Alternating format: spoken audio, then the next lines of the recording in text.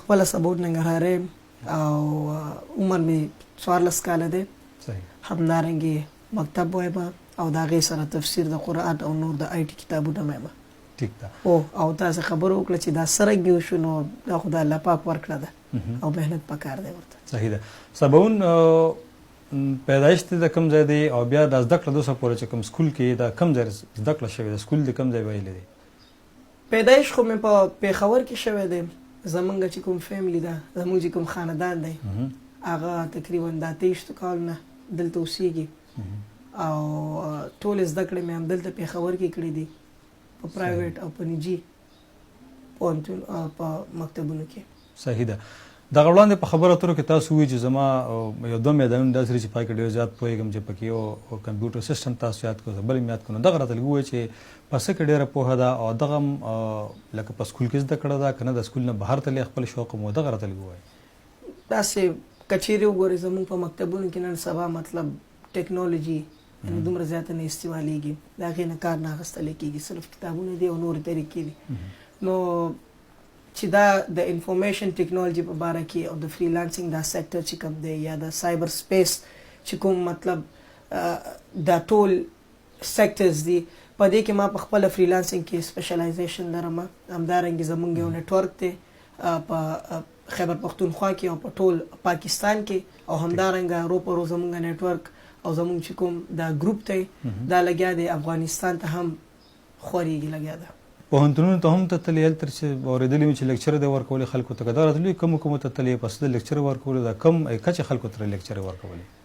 اوس پوهنتونونه ډېر زیات دي او دا چې کوم پریویلیج و دا ټول د خیبر پختونخوا آی ټي بورډ له طرف نه ولو. ما تاسو ته وختي مې یاده که زموږ خبرو اترو کې چې د کال 2018 DYS سمیټ کې یعنې ډیجیټل یوث سمیټ کې ما په خپله زه ریکګنیشن یې راکړلو د ینګیسټ سرټیفاید فریلانسر په طور باندې. نو هغه چې خلکو زما عمر ته وکتل نو یو داسې یو موټیویشنل آیکن غوندې د هغوی ته مې دعوت ورکړو دې طرف ته او موټیویټ مې کړل. د هغې بنا باندې د هماغې لپاره زه ډفرنټ یونیورسټیز ته تللی یم او شاګردان چې کوم خلک چې سیمینارز چې اټینډ کړي هغه ډفرنټ. ما ستاسو دغه یو کتاب دی هغه هم لږ شانتې ولوستو، نو هغې کې تاسو په دې په سیمه ییزو حالاتو باندې هم خبرې اترې کړې دي. نو په دغه راته لږې خبره وکړئ چېرته زموږ د سیمې کوم حالات دي څنګه دغه ورکېدي شي، ستاسو په اخر نظر څه دی په دې باندې چې دا خراب څنګه دی او ښه به څنګه شي؟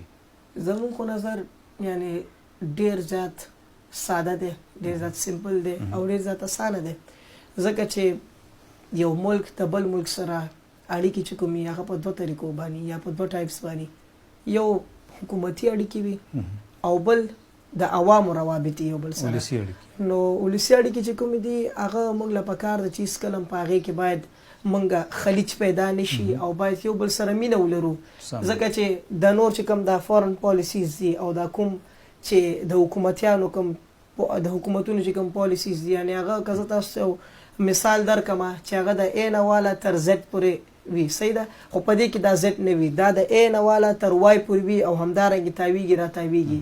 خو کله چې مطلب دا Z ته ورسیږي نو هغه روابط یې بالکل ختم شي. نو موږ ټول ته پکار دا د افغانانو ته او زموږ پاکستانیانو وروڼو ته چې یو بل سره د مینې ژوند وکړو، ځکه موږ په خپله دلته 28 کال نه اوسېږو، زموږ هلته رشتې ورسره شوي دي، دوستان هم دي، زما زیاتره چې کوم ملګري دي هغه پاکستانیان دي او زه خوشحاله یم چې دلته اوسېږم. زموږ پر پښتونخوا د ډېره وخت راځي ډېر خراب حالات کړکېچن روان دي، تېرېږي، اوس هم دي لږ ډېر ښه شوي، دغه شان د پولې هغه غاړه کوږ په افغانستان کې هم دي. نو په دغه باندې څه نظر لرئ چې څه کولی شو حکومتونو په کچه څه کولی شو، ولسو کچه باندې څه کولی چېرې دا حالات لږ سم شي او پرم نه شي او یو عام ښکلی ژوند تېر کړو سوکاله؟ بس د دې خو ډېر زیات اسان یو سلوشن دی، ډېر زیات ساده د دې دغه دی هغه د تعلیم، ځکه چې اوس په خپله انسان چې دی کله چې د یو انسان دماغ خالي وي، صحیح ده، نو هغه له ذهن ته هر رقم ته شیطان ورته وسوسې اچوي او شیطان ورته نورې طریقې ښیي، نور ګودرونه ورته ښیي. نو زما په خیال چې انسان کله تعلیم یافته شي هغه په ښه او بد کې په خپله یعنې فرق وکړی شي او تمیز پکې وکړی شي. نو زما په خیال چې څه ناسبه ده څومره چې بدامني ده او څه ناسه چې دا څومره جنګونه روان دي او نفرتونه دي دا به کم شي ځکه چې تعلیم یوه لاره ده د همدې لپاره. خپل راتلونکي څنګه ګورې؟ څه تمه ده چې څه جوړېدل غواړې، څه کول غواړې؟ خپل راتلونکي راته ووایه ځکه چې ډېره خلکو به راته سترګې وي. مننه. زه په خپله یعنې که څه تاسو ته زه ووایم تعلیم په بخش کې زه کار کول غواړم ځکه چې تعلیم خو د یو انسان بنیادی حق دی او تعلیم او تعلم د ارزښت په باره کې نبی کریم صلی الله علیه وسلم هم ډېر زیات ارشادات کړي دي، خدای پاک هم د هغې باره کې ډېر زیات فرمایلی دي. نو زه همیشه په دې تلوسه او تکل کې یم چې څرنګه وکړی شم د خپلو ورونو پښتنو ورونو لپاره د خپل افغانانو ورونو لپاره څرنګه وکړی شم تعلیم هغوی لپاره آسان کړم او فراهم یې کړم. سبون ډېره مننه چې تاسو مشال ریډیو د مرکه پروګرام کې برخه واخیسته. مهرباني، ډېره مننه.